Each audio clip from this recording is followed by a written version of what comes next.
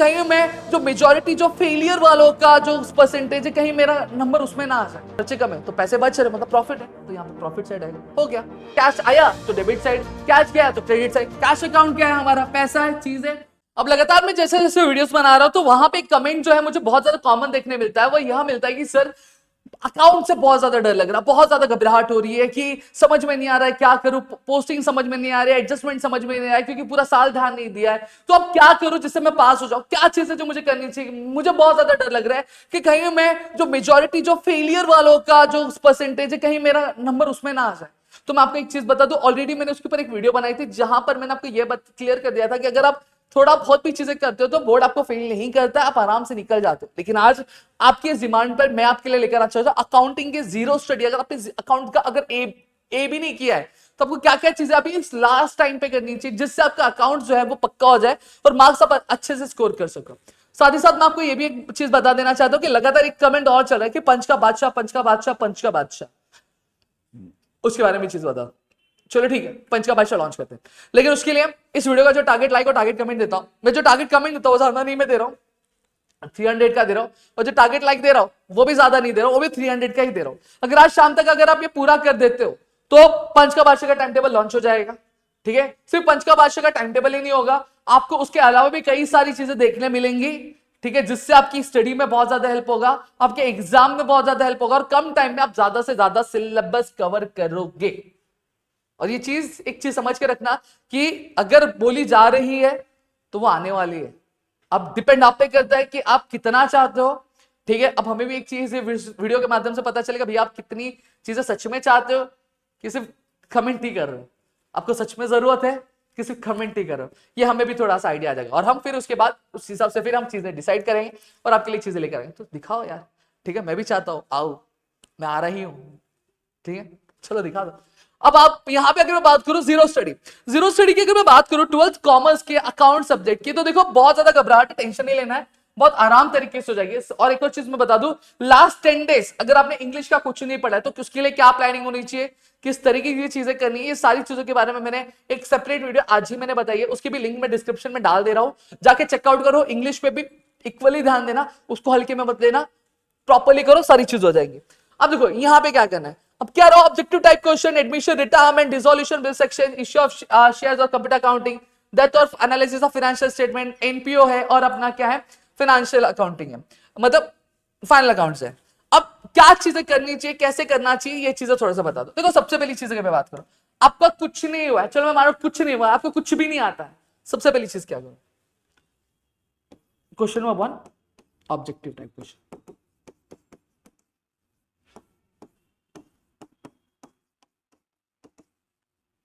Objective question.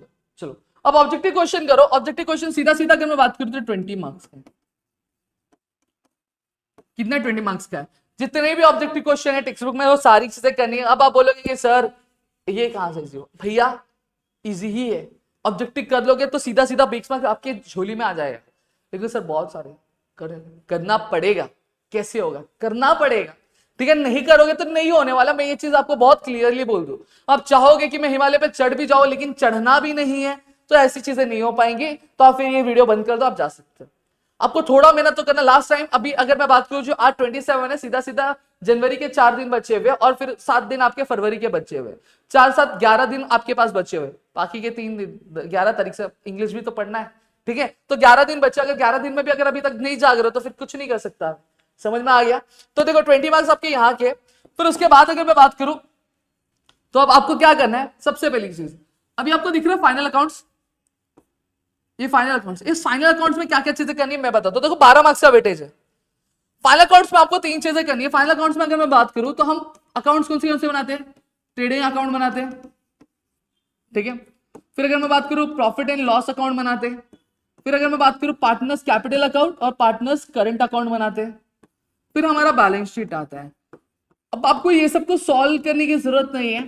ठीक है, आप क्या करो बस मालूम है क्या, जितने भी ट्रायल बैलेंस में जो चीजें आती है, कौन सी चीज ट्रेडिंग में जाएगी, कौन सी चीज पीएनएल में जाएगी, कौन सी चीज partners current account partners capital account में जाएगी, कौन सी चीज बैलेंस शीट में जाती है, ये चीज आप पता कर लो। मतलब सीधी सादी भाषा में बात करूं तो पोस्टिंग करना सीख लो।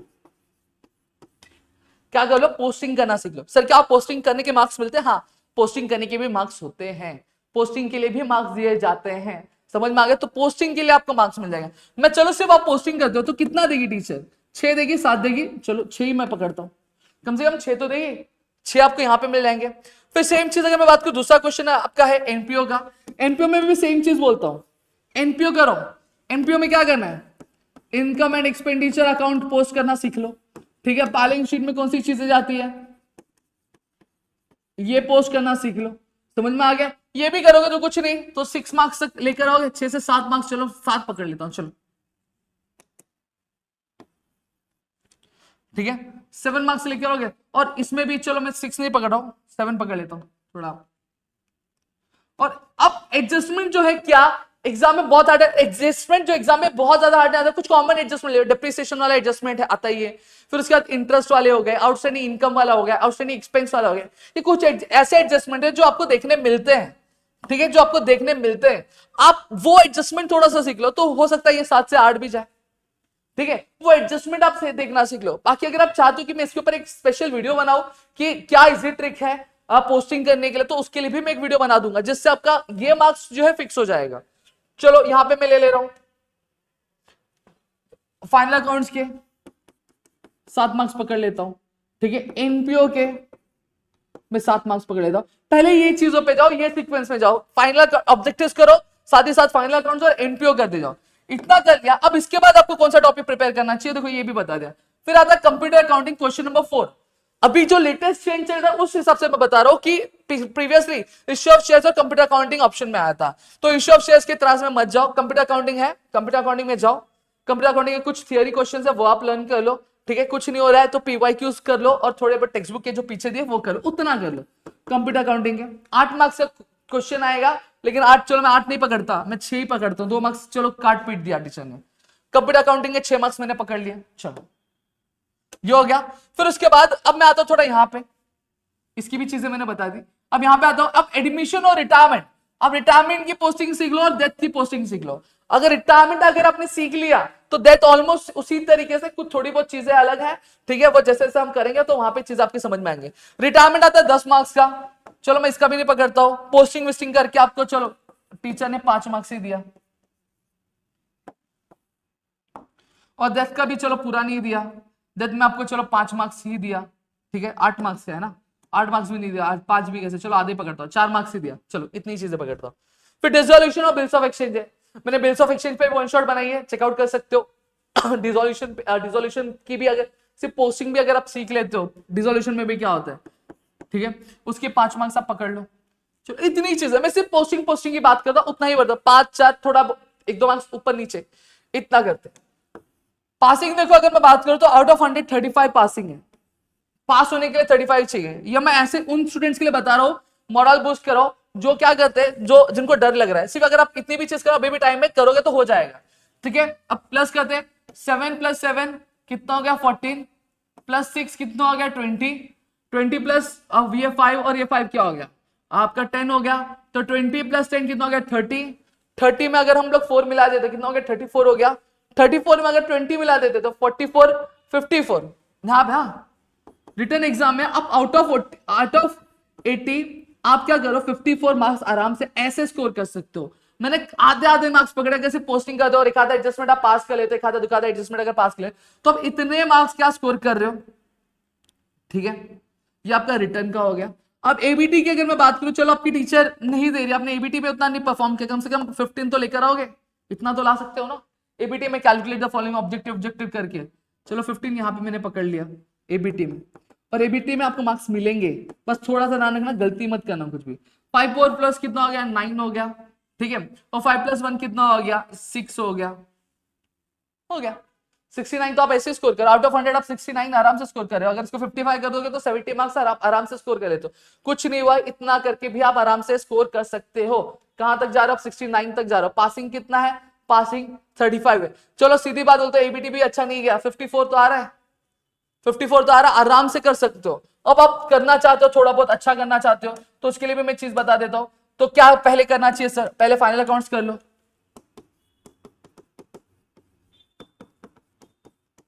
फाइनल अकाउंट में हमें क्या क्या चीजें करनी चाहिए, पहले ट्रेडिंग अकाउंट में क्या क्या जाता है, यानी पोस्टिंग सीख लो। पोस्टिंग सीखने के बाद, अब ये पोस्टिंग कर ली, पोस्टिंग के बाद यही चीज देखना है। अब देखो दो ही चीजें होती है, दो साइड होता है, एक डेबिट वाला साइड होता है और एक क्रेडिट वाला साइड होता है। डेबिट वाले साइड में क्या जाता है, एक्सपेंसेस जाते हैं, ठीक है। क्रेडिट वाले साइड में क्या जाता है, आपका इनकम जाता है या फिर गेन जाता है। सीधी सादी बात करो, नॉमिनल अकाउंट का रूल याद कर लो, debit with all expenses losses, credit with all income and gains. जितने भी आपके खर्चे होंगे, नुकसान होंगे, सारी चीजें डेबिट साइड डालनी है। जितने भी आपके फायदे होंगे और मुनाफे होंगे, वो सारी चीजें क्रेडिट साइड डालनी है। फिर और अगर मैं बात करूं, जितने भी आपके असेट्स होंगे और लाइबिलिटीज होंगे, वो बैलेंस शीट के असेट साइड और बैलेंस शीट के लाइबिलिटी साइड में ही जाएंगे। अब सर ट्रेडिंग में कौन से जाएंगे, चलो ट्रेडिंग का भी बता देता हूं। ट्रेडिंग में अगर मैं बात करूं, ट्रेडिंग में हमेशा फैक्ट्री से रिलेटेड खर्चे, ठीक है, प्रोडक्शन से रिलेटेड खर्चे, फिर अगर मैं बात करूं आपका परचेस से रिलेटेड खर्चे, कैरियज से रिलेटेड खर्चे, ये सारी चीजें ट्रेडिंग में जाती है। अब इसके अलावा जो भी एक्सपेंस होगा वो सारी चीजें पीएनएल, ऑफिस का खर्चा पीएनएल में जाएगा, सैलरी पीएनएल में जाएगा। फिर उसके बाद अगर मैं बात करूं कमीशन पेड पीएनएल में जाएगा, इंटरेस्ट पेड पीएनएल में जाएगा। मतलब अगर फैक्ट्री का खर्चा है, प्रोडक्शन का खर्चा है, परचेस से खर्चा है या फिर कैरियज से रिलेटेड खर्चा है, तो ये सारी चीजें ट्रेडिंग में जाएगी। अब इसमें भी दो कैरियज आता है, एक कैरियज इनवर्ड आता है और एक कैरियज आउटवर्ड आता है। देखो इनवर्ड मतलब क्या होता है, जब कभी भी आप अपने सप्लायर के स्पॉट से आप फैक्ट्री तक सामान मंगाते हो, फैक्ट्री में रॉ मटेरियल लेकर आते हो, तो उसको हम लोग कैरियज इनवर्ड बोलते हैं। तो ये कौन सा खर्चा होता है, ये फैक्ट्री का खर्चा होता है, तो ये ट्रेडिंग में जाएगा। कैरेज आउटवर्ड मतलब क्या होता है, आप अपने शोरूम से आपके कस्टमर के घर तक सामान पहुंचाते हैं, तो उसको कैरेज आउटवर्ड बोलते हैं। तो क्या ये प्रोडक्शन का खर्चा है, नहीं, तो प्रोडक्शन का खर्चा नहीं होता तो कहां जाता है, पीएनएल में जाता है, प्रॉफिट एंड लॉस। देखो मैंने सीधा सीधा बता दिया, पीएनएल में ना आपको चीजें बता दी। पीएनएल में क्या आ जाएगा, जितने भी इनडायरेक्ट एक्सपेंसेस होंगे, ऑफिस के खर्चे होंगे, शोरूम के खर्चे होंगे, सारी चीजें पीएनएल में जाती है। खत्म हो गया, देखो इतना पेस्टिंग बता दी। अब यहाँ पे ध्यान दो, कर दिया पोस्टिंग वेस्टिंग कर दिया, सारी चीजें कर दी, एडजस्टमेंट भी आपने कर लिया। एडजस्टमेंट के भी दो समझना, एक डेबिट इफेक्ट होता है और एक क्रेडिट इफेक्ट होता है, ये चीज आप समझ लो ना थोड़ा सा। फिर उसके बाद अगर मैं बात करूं, अगर डेबिट साइड वाला मतलब क्या हो गया, एक्सपेंस वाला खर्चा, एक्सपेंस वाला साइड हो गया। क्रेडिट साइड क्या होता है, आपका इनकम वाला साइड होता है। अब आप इसे सोचो ना, अगर डेबिट वाला साइड ज्यादा है और इनकम वाला साइड कम है, मतलब आपकी खर्चे ज्यादा और आपकी कमाई कम है, तो बताओ प्रॉफिट है कि लॉस है, खर्चे ज्यादा है कमाई कम है तो लॉस है। तो क्या आएगा, यहां पे आएगा ग्रॉस प्रॉफिट, ग्रॉस लॉस आएगा। अगर आपका कमाई ज्यादा है और आपके खर्चे कम है तो वो क्या होता है, वो आपका प्रॉफिट होता है। कमाई ज्यादा और खर्चे कम है तो पैसे बच रहे, मतलब प्रॉफिट है, तो यहाँ पे प्रॉफिट साइड आएगा, हो गया। फिर यही अगर लॉस आ रहा है तो पीएनएल के कहां, डेबिट साइड लिख दोगे। अगर प्रॉफिट आ रहा है तो पीएनएल के क्रेडिट साइड लिख लोगे। समझ में आ गया। फिर वो जो भी पीएनएल का रहेगा सारी चीजें रहेगी। फिर आपका सेम चीज पीएनएल का भी ऐसे ही, profit and loss account debit side होगा और क्रेडिट साइड होगा। इनकम ज्यादा है और खर्चे कम है तो क्या प्रॉफिट है, उस प्रॉफिट को हम लोग क्या बोलते हैं, नेट प्रॉफिट। अब कमाई ज्यादा है और खर्चे कम है तो प्रॉफिट कहां साइड, कौन सी साइड आएगा, बैलेंस इस साइड आएगा, net profit. Net profit calculate करना है, पार्टनर्स में डिस्ट्रीब्यूट कर देना है, ठीक है। फिर उसके बाद बैलेंस शीट में पोस्टिंग की, अगर इतने भी किए तो आपका नैया पार हो जाएगा। फिर अब देखो यहां पे इनकम और एक्सपेंडिचर की बात कर लेता हूं मैं।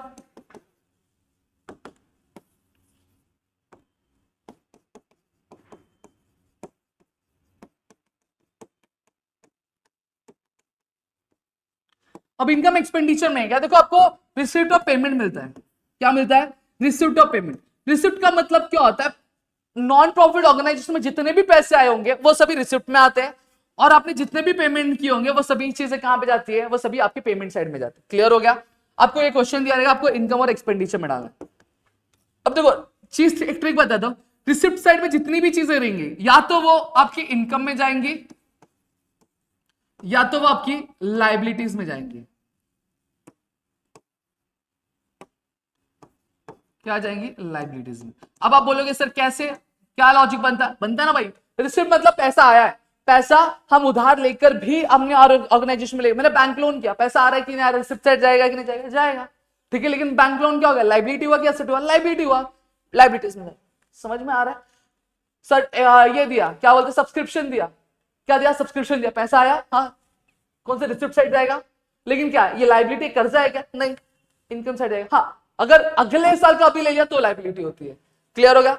पेमेंट साइड क्या आएगा, जो पेमेंट साइड जो भी चीजें दे रहेंगी या तो वो एक्सपेंडिचर में जाएगा या तो असेट में जाएगा। अब ये भी थोड़ा सा समझा दो सर, समझा देता हूं। एक्सपेंडिचर मतलब क्या होता है, एक्सपेंडिचर मतलब पेमेंट मतलब क्या हो गया, जो भी पैसा हमारे ऑर्गेनाइजेशन से बाहर गया, सही बात है, हो सकता है चाय का खर्चा, कॉफी का खर्चा, ऑर्गेनाइजेशन क्या था, इवेंट का खर्चा, ये सारी चीजें क्या देगी, एक्सपेंडिचर, एक्सपेंसेस एक्सपेंडिचर में जाएगा। फर्स्ट में क्या, फर्नीचर लाया तो फ्री में आया रहेगा, नहीं पैसे दिए रहेंगे, मतलब पेमेंट किया रहेगा, आया ना। तो असेट, यहाँ पे फर्नीचर लिखा है फॉर एग्जांपल, तो फर्नीचर कहां जाएगा, असेट में जाएगा। तो ये ट्रिक है, इसको ध्यान में रख लेना, ये भी चीजें क्लियर हो। और एक और चीज मैं बताता हूं, अब सब्सक्रिप्शन वाले में बहुत लोगों को दिक्कत होती है। अगर मैं एक चीज बताऊं, देखो हमेशा क्या करना है, देखो 3 चीजें ध्यान में रखती है, प्रीवियस ईयर, करंट ईयर और नेक्स्ट ईयर। हम अकाउंट्स कौन सा बना रहे हैं, इस साल का बना रहे हैं, मतलब करंट ईयर का बना रहे हैं। तो करंट ईयर के जितने भी कमाई होंगी और जितने भी खर्चे होंगे, वो सारी चीजें हमेशा ऐड होंगी, वो हमेशा क्या होंगी, ऐड होंगी।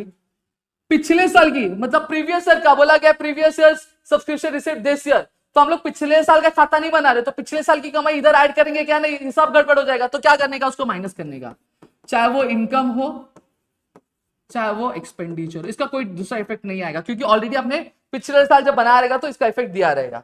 नेक्स्ट ईयर में क्या करने का, हम अगले साल का खाता बना रहे हैं, नहीं इस साल का बना रहे हैं, तो मैंने क्या बोला, इस साल की कमाई और इस साल का खर्चा ऐड होगा, लेकिन अगले साल और पिछले साल का जो भी कमाई रहेगा, जो भी खर्चा रहेगा, वो सब क्या होगा, माइनस करेगा, तो इसको भी माइनस करेंगे, ठीक है। हाँ, अब यहां पे ध्यान देना, अगर अगले साल का कोई सब्सक्रिप्शन, अगले साल की कोई कमाई है इसी साल मिल चुकी है, तो वो हमारे लिए लाइबिलिटी होती है। सर कैसे लाइबिलिटी होती है, जैसे फॉर एग्जांपल मैंने क्या कर लिया, आपको मेरी टीचिंग पसंद आई, आपने फीस भर दिया पूरे साल का, लेकिन मैंने पूरे साल आपको पढ़ाया क्या, नहीं अभी तक पढ़ाया नहीं है, आपने फीस भर दी है, तो पैसा मेरे लिए कमाई नहीं होगी जब तक मैं आपको सर्विस नहीं दे दूंगा। तो वो पैसा जब तक मेरे पास रहेगा, वो मेरे लिए क्या रहेगा, कर्जा रहेगा। तो उसका पहला इफेक्ट क्या होगा, माइनस होगा, ठीक है, इनकम में से। और दूसरा इफेक्ट कहां जाएगा, लाइबिलिटी में जाएगा, क्या होगा, लाइबिलिटीज में जाएगा। समझ में आ गया। दूसरी चीज, अगर मैं एक्सपेंस की बात करूं, तो एक्सपेंस भी क्या होगा, अगले साल का है तो वो माइनस करेंगे, जो हमने इसी साल पे कर दिया। लेकिन अब मैंने अगले साल का जो खर्चा था मैंने इसी साल पे कर दिया, तो अब मुझे अगले साल पे करना पड़ेगा, नहीं अगले साल पे करना नहीं पड़ेगा, तो मुझे फायदा हुआ कि नहीं हुआ। और ऐसी कोई भी चीज जो मुझे प्रॉफिट देती है वो मेरा क्या होता है, एसेट होता है। तो ये एक्सपेंस मैंने अगले साल का इसी साल पे कर दिया, तो मुझे अगले साल पे करना पड़ेगा, नहीं, तो इसका फायदा मुझे कभी मिलेगा, फ्यूचर मिलेगा। तो ऐसी कोई भी चीज जो मुझे फ्यूचर प्रॉफिट देती है वो मेरा क्या हो गया, एसेट हो गया। तो इसको मैं कहां डालूंगा, एसेट साइड डाल दूंगा, इसका दूसरा इफेक्ट एसेट साइड आएगा। समझ में आ गया, इतनी चीजें आप समझ लो, देखो आपका एनपीओ भी बहुत ज्यादा इजी हो जाएगा, बहुत आराम से हो जाएगा। बस थोड़े लेक्चर्स मेरे साथ करोगे तो चीजें और ज्यादा आसान हो जाएंगी। समझ में आ गया। सेम चीज अगर मैं बात करूं रिटायरमेंट में भी, एसेट में क्या जाएगा, बैलेंस शीट में क्या, एसेट में कौन सी साइड जाने वाली है, लायबिलिटीज में क्या जाएगा, रिवैल्यूएशन अकाउंट। अभी जैसे रिटायरमेंट की भी अगर मैं बात करूं, रिटायरमेंट में हम क्या क्या बनाते हैं, देखो कौन सा अकाउंट बनाते हैं हम, रिवैल्यूएशन अकाउंट बनाते हैं, जिसको profit and loss adjustment account भी बोला जाता है। फिर उसके बाद अगर मैं बात करूं पार्टनर्स कैपिटल अकाउंट बनाते हैं हम। फिर तीसरी चीज अगर हम बात करें तो बैलेंस शीट बनाते हैं, ठीक है। और एक हम कैश अकाउंट बनाते हैं, वो वर्किंग नोट होता है। बस ये चीज रिवैल्यूएशन में कब कौन सी चीज जाएगी ये समझ लिया, पार्टनर्स कैपिटल अकाउंट में कौन सी चीज कब जाएगी ये समझ लिया, बैलेंस शीट में क्या जाएगा, एसेट जाएगा या तो लायबिलिटी जाएगा, ये आपको पता ही है। कैश अकाउंट में जाएगा, कैश आया तो डेबिट साइड, कैश गया तो क्रेडिट साइड। कैश अकाउंट क्या है, हमारा पैसा है, चीज है, चीजों के लिए रूल क्या होता है, रियल अकाउंट का rule, debit what comes in, फिर क्रेडिट व्हाट गोज आउट। ये समझ, पैसा आया तो डेबिट साइड डालने का, पैसा गया तो क्रेडिट साइड डालना। बस ये चीज थोड़ा सा लॉजिक समझ लोगे ना तो आपका ये हो जाएगा। और इसी तरीके से थोड़ा बहुत डेथ में थोड़ी बहुत चेंजेस है वो आपको करनी है। कंप्यूटर अकाउंटिंग का तो मैंने सीधा सीधा बोला थियरी है, कर लो आप आराम से पास हो जाओगे। देखो मैंने ये चीज थोड़ा थोड़ा आपको ग्लांस मैंने बता दिया कि कौन से सब्जेक्ट में क्या क्या चीज, कौन से टॉपिक में क्या क्या चीज आपको करनी जरूरी बन जाती है। अगर आपने इतना भी अगर मेरी चीजों को फॉलो किया तो आप आराम से क्या कर सकते हो, पास हो सकते हो। और अगर आप ये मेरी वीडियो बहुत ध्यान से सुन रहे हो तो आपको थोड़ी बहुत चीजें कर रहे हो, और जब करोगे ना तो चीजें अपने आप समझ में आएगी। फाइनल अकाउंट्स में भी सेम चीज है। फाइनल अकाउंट्स में भी देखो जैसे मैंने एनपीओ में बताया ना कि अगर इस साल का है, इस साल की कमाई इस साल का खर्चा ऐड करने का, पिछले साल की कमाई पिछले साल का खर्चा माइनस करने का, अगले साल की कमाई अगले साल का खर्चा माइनस करने का। समझ में आया। सिर्फ इस साल को जो अब भी है उस पर फोकस करो, आगे कौन आने वाला है उस पर फोकस करने का, उसको हटा देने का। जो पीछे चला गया उसको भी फोकस नहीं करने का, उसको भी हटा देने का। समझ में आया। अगर आपने इतना भी कर लिया तो आपकी नैया आराम से पास हो जाने वाली है, पास हो जाने वाली है, मतलब पार हो जाने वाली है। समझ में आ गया। अगर आप चाहते हो कि मैं लेकर आऊं तो प्लीज कमेंट सेक्शन में बरसात कर दो। मैं खुद आना चाहता हूं, मैं आपके लिए खुद चीजें लेकर आना चाहता हूं। तो मिलते हैं हमारी अगली वीडियो में, तब तक के लिए घर पे रहो सुरक्षित, अपना ध्यान जरूर रखना दोस्तों। जय हिंद दोस्तों।